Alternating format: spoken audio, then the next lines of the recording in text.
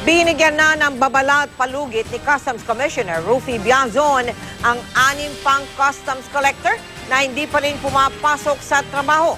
Sila po yung mga customs collector na pumapalag sa balasahan sa ahensya. Nakatutok si Julius Segovia.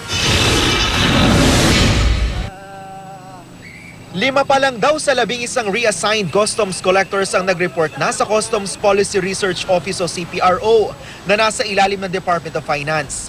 Kasunod yan ang go signal ng Manila RTC Branch 17. Kabilang sa mga nag-report na sa CPRO si Rohel Gatchalian na dating nakatalaga sa Port of Manila. Ayon sa kanyang staff, tinatapos na lang daw ni Gatchalian na ligpitin ang natitira pang gamit sa opisina para maukupa na ito ng kanyang kahaliling si Leo Vigildo Dayoha. 20 araw na antala ang pag-upo ni Dayoha sa Port of Manila dahil sa TRO na inisyo ng korte sa reassignment ng customs collectors.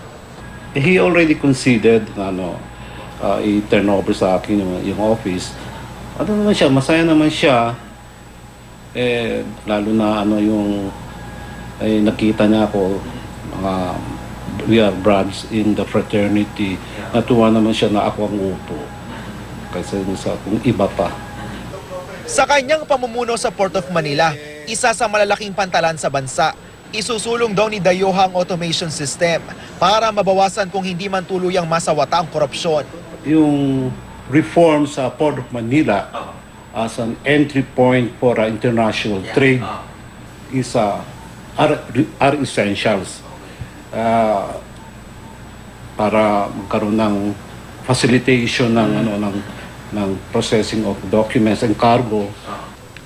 Si Customs Commissioner Rufy Biazon naman, nagbigay na ng palugit sa mga nagmamatigas pa ring kolektor.